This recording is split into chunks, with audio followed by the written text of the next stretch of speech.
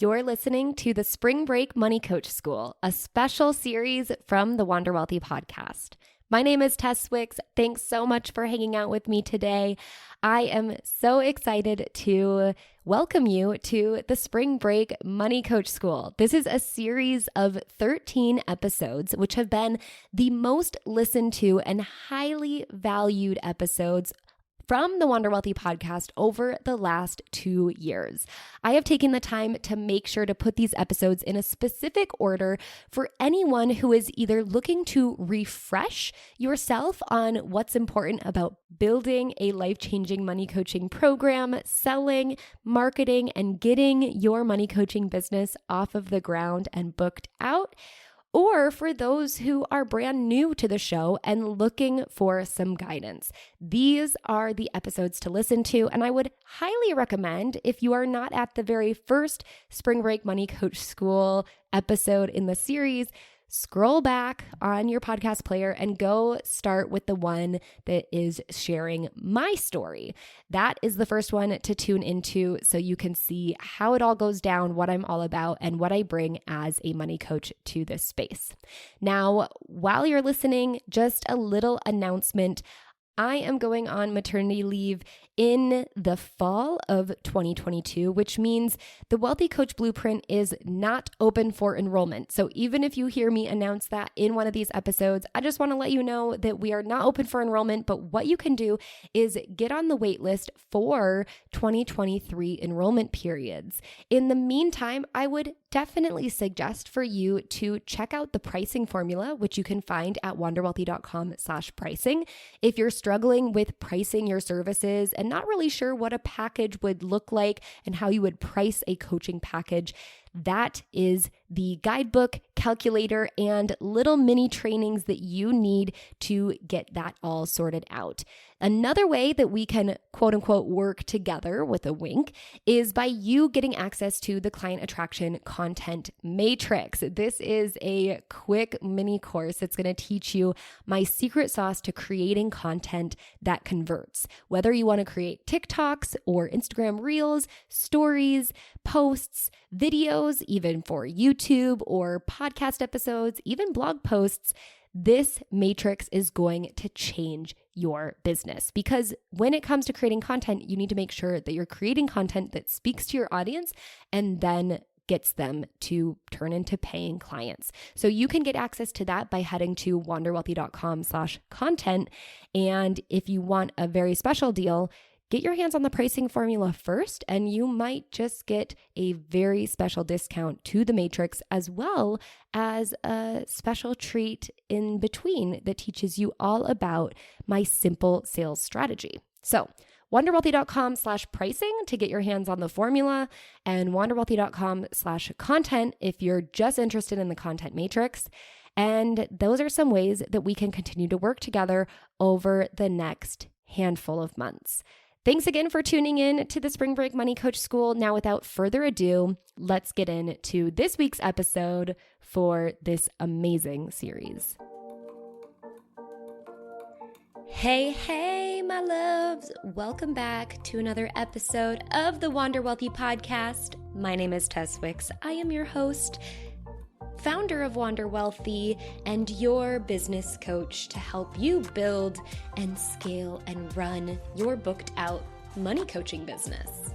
All y'all money coaches, financial coaches, wealth coaches, whatever you call yourself out there, if you are brand new, brand spanking new, if you are aspiring, you're thinking about it, or if you have been running your money coaching, money education business, maybe you call it a business, maybe you don't, but you've been doing this thing for the last 9 months, maybe a couple of years, and you've been working with one, two, couple. I almost said 1, 2, skip a few. 1, 2, a couple of clients, and you're really thinking, is this scalable? Can I do this full time? I would love to. I would love to work with individuals and help them really manage their money better. I'd really love to help educate them on all the financial topics that got me confused once upon a time. I would love to help change lives. If that is you, then you're in the right place. You're in the right place. And you're going to love who this episode is sponsored by, which is the Wealthy Coach Blueprint. So if you are new or you've been an OG listener, but you're just getting caught up with some episodes, the Wealthy Coach Blueprint is my 3-month coaching program where I work with money coaches, financial coaches, wealth coaches, call yourself whatever. You like to help people with their money. And I work with you to help you build your life-changing coaching package. I help you identify your perfect fit ideal client who's willing to pay what you want to make for that package. I help you market it, I help you sell it, and I help you delight those clients who are paying you. And you get this through the core curriculum that is within the Wealthy Coach Blueprint. It's 8 phases, and then you also get 12 weeks of one-to-one support from me, your brand new coach and mentor. So if that's something that you find like it's a just-in-time, oh my gosh, I have been looking for a coach to really help me put my business into high gear because I've been trying to piece it together for the last couple of months or years, then now is the time. Go ahead and visit wanderwealthy.com/apply. You can check out the blueprint right there. And if it's right for you, if you really feel like, yep, I know I need this. I know this is the time. This is my time to show up, invest in myself. I am worth it. Then go ahead and go through the application process. You got to fill out a quick application, answer some questions. Don't do it quickly. Do it deeply. Like really get in there. Dig deep. That'll just make things so much easier for us to then get on a call, chat about it, talk about what you're looking for, your vision, see if I can support you, and we'll go from there. So wanderwealthy.com/apply. Now, today we're talking about niching or niching, whatever floats your boat, whatever you prefer. Niching, I'm going to say niching, okay? Niching and why it is so difficult for so many business owners in general, but specifically for you to pick a niche and go with that. So first and foremost, let me go ahead and define what a niche is. Some of you might have an idea. Some of you are like, what the heck are you talking about? So when I'm talking about a niche, that is essentially what problem you solve in your coaching business and who you specifically solve that problem for. So the niche is made up of these 2 components. First and foremost, you are specifically suited to solve some type of problem. And this can be comprehensive, but sometimes it's even more powerful if you go hard in that specific detail. If you decide, nope, I'm going to help only recent college grads with their student loan debt, or I'm going to help recent divorcees kind of get their life back on track. That's a little bit more generic, but it's a really specific who you are helping in that regard. But I want you to get really specific with both. What is the problem that you solve and who is it specifically that you help? Now, a lot of people have a really hard time selecting their niche. And if you tuned in to one of the more recent episodes that I had with Jill Parekh, who is an imposter syndrome coach, we talked about this. We talked about the importance of niching actually to help combat imposter syndrome. And that's one of the major benefits of picking a niche. And we'll talk a little bit more about that later on in this episode. But first and foremost, let's go into and go down the road of why people don't want to pick a niche, what the fears are, what the worries are there.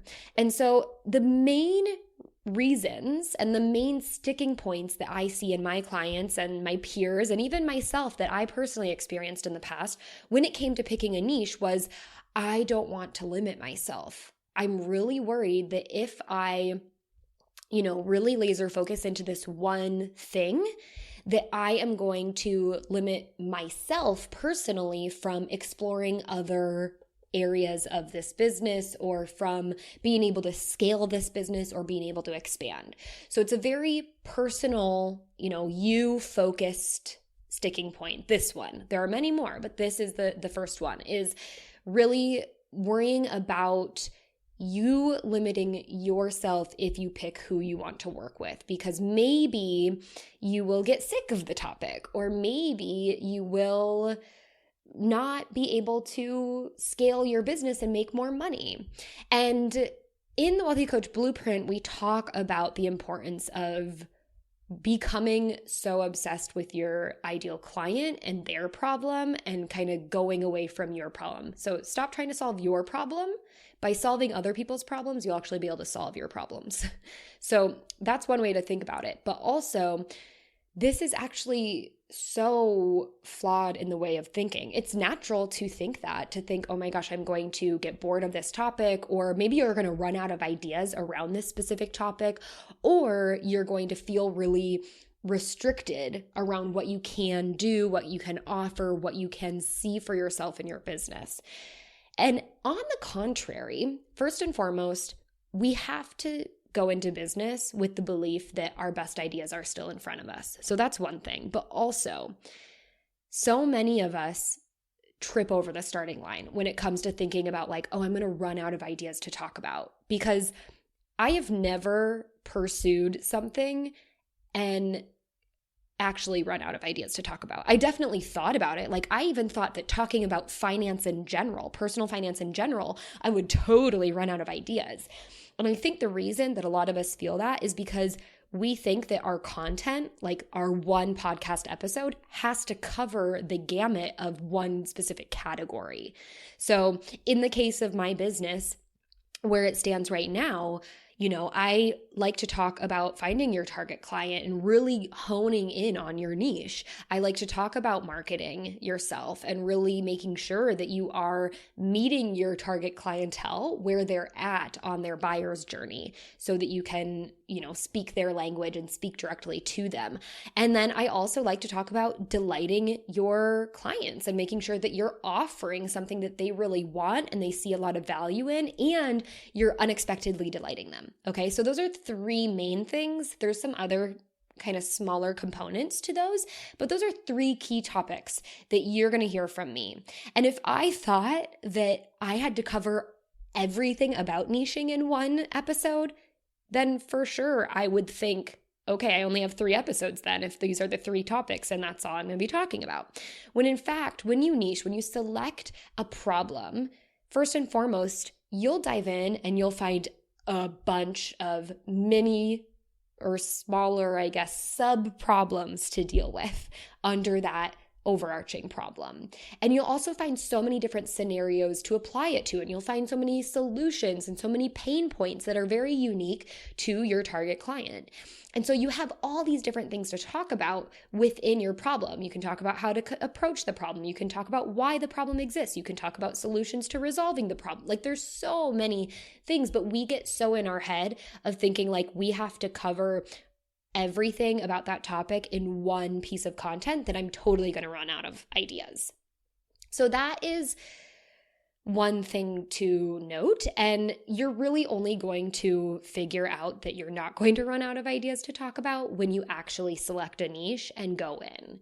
But once you go in, the doors will open and you'll be like, oh my gosh, there's so much. I don't have enough time to cover all this. I don't have enough podcast episodes to create or enough social media content to write to talk about this. There's not enough days in the week to cover these problems and these sub problems and provide solutions and all of that. And it's going to be not a champagne problem. That doesn't really apply to having like too many topics to talk about, but you're going to find that you will have no problem coming up with content and really stepping up to serve your audience. And the other piece is that maybe you'll get bored of talking about this, or maybe you'll get, you'll feel restricted in terms of what you can do from a business sense. And I always say, well, first and foremost with the boredom thing, that's why we want to make sure that we're picking a niche that we really care deeply about in resolving the problem for our clients, right? Like you have to become so obsessed with helping your clients and helping them resolve this problem and helping them find ways to do so in order for you to be successful in your business. So if you end up creating a business on something that you don't care about, that's where we're, falling out of alignment. I do think that, sometimes a lot of people want to build their business that is their passion, and like it has to be their passion. They put so much pressure on it, and that can be really harmful as well. But there's a middle ground there. Sometimes you're really going to love talking about this topic and you're really going to feel in alignment with helping your clients. And sometimes it's just going to feel like a job. But at the end of the day, it is a job. If you're running this business and you're getting, you're paying yourself, which is part of my approach, is making sure you're paying yourself. But if you're running a business and you're paying yourself, then it is still a job. You still have to show up when you don't feel like it, and you still have to talk about the topics when you don't feel like it. But if you can stay laser focused in on the niche topic, the niche problem, or serving the niche client, you're going to do so much better and you're going to go so much further. So making sure that you have a topic that you do feel like fairly passionate about to talk about, and even more so that you care so much about resolving the problem for your client. And then also knowing that there's going to be some days that you don't want to talk about it and you do feel restricted, but that's not every day. And there's going to be plenty to talk about. So the doors are going to open and you're still going to have all of that. I think when it comes to, taking it away from us and putting the focus on our business, but more so like the people we want to serve, a lot of times as business owners, when it comes to why we find it so difficult to pick a niche, is because we want to help everyone. And although that's really good in theory to think about, like, you want to help everyone, and you can maybe even speak to some various problems, like maybe you are an expert on helping people understand investments, like just from the educational perspective, and you're also an expert on student loan debt, or maybe you're also an expert on bankruptcy. There's so many facets of that yes, you can serve. But when it comes to the marketing piece, you still want to make sure that you are marketing under the specific niche. And the reason is because then people will see you as an expert authority figure in that area. And that doesn't mean that you can't help people that fall outside of it, but it means that you just market to the specific people, which makes everything else in your business so much more streamlined. So the other piece is that, you might be, leaving out a certain group of people that you're not going to be helping right now. And that's just the part of doing business too, where I'd rather have you select something really specific and be able to make more money being the expert and the authority figure in that space, and not have to waste a lot of time, and maybe it's not wasted time, but not have to spend a lot of time doing all this back-end research to also become an expert in all these other spaces. I'd rather have you be so streamlined and then be able to build this thriving business. And then we're not going to talk about scaling today, but if it came to scaling and then it came to you diversifying into a new line of work with a new kind of sub niche or a parallel niche to what you are working on currently, then absolutely you can go there. But so many of us, and I think the issue that we have is there's a lot of like business coaches who are like, I'm a multi-passionate business owner and I can help you kind of hone in on all of your passions and see how to monetize them, which might work for some people, but it is not the most effective way to build a business. The most effective way to build a business is to determine a niche where you can become the authority expert figure in that space, and everyone is going to flock to you to solve their problems, and they're willing to pay you more than they're willing to pay the multi-passionate business owner who solves everybody's problems. And so I know you have a really caring heart and you really want to work with all these different types of people or work on all these different types of projects. But when it comes to building out a business, we need to get specific. And again, I don't want to turn this into a scaling episode or a business model episode, but a lot of people, and I do see a lot of people building out their, $100 courses here and then making another $100 course and creating this like product suite, so to speak, and thinking that's what's going to, bring in passive income, so then they can just have all this time on their hands and work with some clients here and there, but not really marketing their client, one-to-one client coaching. And yes, that's another place where I think there are some very few people that have been able to build out a business, most likely because they've been doing it for 10 years and they've built up traction and an audience where people are willing to flock in and buy their courses in waves. But for a lot of people who are, have a smaller following and really just getting started, that is not the most effective model to start with. So we'll talk about that another time. I have a plan for an episode where I want to dive into like the $100 passive course versus a $1,000 higher price point one-to-one coaching package. And we'll dive into all of that and just share kind of the differences and which one might be better suited for you at wherever you are at currently. But I want to continue with this, why it's difficult for you to pick a niche. And other than the fact that you might be limiting yourself, you might also be limiting the people that you want to help.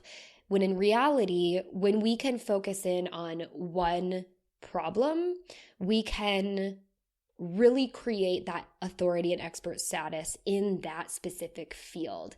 And one good example, like an analogy that I can use for you is, I'm in Switzerland right now, and we have very rarely been ordering takeout just because it's super expensive here, but we do it about once a week or once every 2 weeks just to keep things, a little more fun because we're in the time of coronavirus. So there's no going to restaurants at all. And there are actually very few restaurants on Uber Eats, but that's what we're using to order our takeout. And my favorite thing to order for takeout at the moment is Mexican food, because when we were living in Italy, we didn't have a lot of Mexican food, and I really miss the Mexican food that we have in the US. And so it's one of my favorite things to order because I'm like, well, I make pizzas and pasta, different pasta dishes, and I'll even make some Thai dishes at home.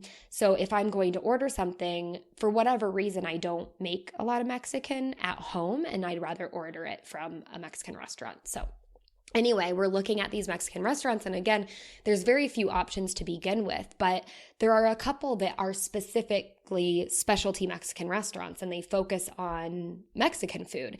And then there's a couple where when we search for Mexican, it brings up like a burger joint that also does like burritos, and then they also do some Thai dishes with rice and stuff, and they do all these other things. And this is where I drive my point home. You might find one of those restaurants where they do a little bit of everything and they do it really well, but I have to say that is so rare. For the most part, when you're finding a restaurant where they do like burgers and burritos and rice bowls and I don't know, like all these different types of cuisine, it's typically not going to be done well. And maybe one of the cuisines is done really well, and then all the other ones are like, ooh, that was not what I was expecting.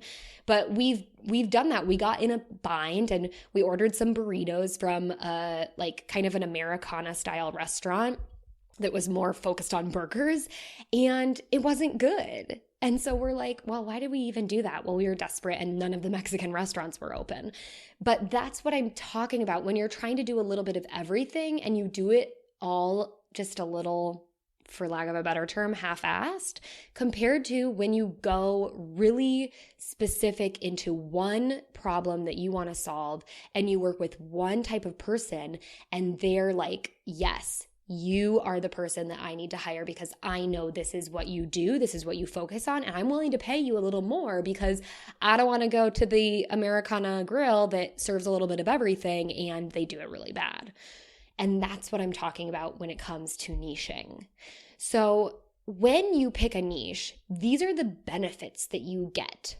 First and foremost, you're able to build expert status in that space. And that's because people are going to know you. You're going to have top of mind awareness that you only talk about that. And so if people have a problem about whatever specific thing is, let's say it's student loans, just because that's for whatever reason top of my mind right now, they're going to be able to go to you, and every piece of content that you're creating, almost, I mean, some of them might not because they might be one-offs, but almost every piece of content is going to directly apply to them, which makes them even more see you as the industry leader than going to, a blog or a website or another coach who tries to do a little bit of everything. The other thing is you're able to attract paying ideal clients like there is no tomorrow. And the reason is because you're creating content specifically for the people who that's their biggest pain point. And when you can fill the pain point and you meet them with an offer that they actually want and they're willing to pay for, then they become your paying clients and you're able to attract them. You're also able to charge a little bit more. And again, that's just like the difference between being a specialist versus being a generalist. You can be a general surgeon or you can be a specialist. And if you look at the pay grades between the two, the specialists always make significantly more. So even if, it's not surgeon level money, but you're a coach and you're specific in this place and people know you and you're the Mexican specialty Mexican restaurant instead of the general like Americana restaurant, people are going to want to pay a little bit more for the better quality and for your attention and time. And then the other thing is you're actually able to grow far more rapidly. So a lot of people think of niching and getting specific as like, there's not going to be enough people that want to hire me. When in fact, like, come on, there are a bajillion people in the world. I wish I had the real number, but we'll just call it a bajillion. And there are so many people that have these unique problems. Even if you get a really unique problem, just Google the number of people dealing with divorce and bankruptcy at the same time, and you'll find a boatload of them. And those are your people. And so many of us think like, well, if I just focus on this one thing, then I'm going to alienate everyone else. And let me tell you, that's the goal. That's the goal. Because if you don't alienate people, you're going to be half-assing things and trying to create a bunch of different types of products and services to please everyone. When in fact, you should only be wanting to please one type of people, one type of person, one type of niche that is willing to pay you for it. And when you do that, you actually gain traction way sooner. People are actually talking about you or referring others to you because they're like, oh yeah, Tess, she's the student loan girl. Or, oh yeah, Margaret, she's the divorcee bankruptcy coach. And so when you become that top of mind awareness, you get flooded with people who have that problem because, lo and behold, some bigger blogger is going to be talking about a problem and then someone's going to ask a question. They're like, oh, I don't have the answer to that, but I actually know someone who does because they specialize in that. So before we close out, we want to talk about how you actually do pick your niche. So one thing that you need to know when you're going down the road of becoming, okay, I'm going to niche down, I'm going to pick my ideal client and identify their pain points and only serve their pain points. First and foremost, you gotta be patient with this. It's going to take some trial and error, possibly, unless you get lucky and land on a really lucrative niche. But you have to be patient with doing the reach out, interviewing people, and really identifying that they do have those pain points you were assuming, and they do have the ability to pay you to resolve them. And then they're going to tell you how they want that to be solved. You want to figure out who you would like to help. So just start thinking about specific types of people, general categories of people that you would like to help. And the more specific you can get, I know I said general, but like pick some general categories and then specify down from there. But the more specific you can get, the better. And when I mean specific, I don't mean like esoteric words that you come up with like enlightened women who are newly single. It's like, how does someone know if they're enlightened or not? It's really hard for them to go, oh yeah, that's me, I'm enlightened. So I want you to pick something specific. Like, is it a specific career? Are they in a specific age demographic? Do they live in a specific place? Are they a mom, a grandma? Like, identify how they can go, oh yeah, that's me. I know that's me. And it's not things like enlightened or creative or strong. Like those things are really hard because not everyone who you could actually serve would describe themselves as that. So you want to get really specific in those descriptive words. And then you want to be able to help them solve a specific problem that you know they have. And so you would want to sit down and talk to them and kind of poke in on this problem. And if that problem isn't really painful enough, then you just know, okay, they're not in my niche. Or you can at least utilize that time that you're communicating with them and say, what is a problem that's more painful than this one right here? And you can dig deeper. And then that's an option for you to come back to if you find that a lot of the people you're looking to work with don't actually have the problem that you thought they had. And now it's actually this other underlying problem that you need to work on first. And that's where your first product and service can focus, as long as you're, especially equipped to work with them in that way.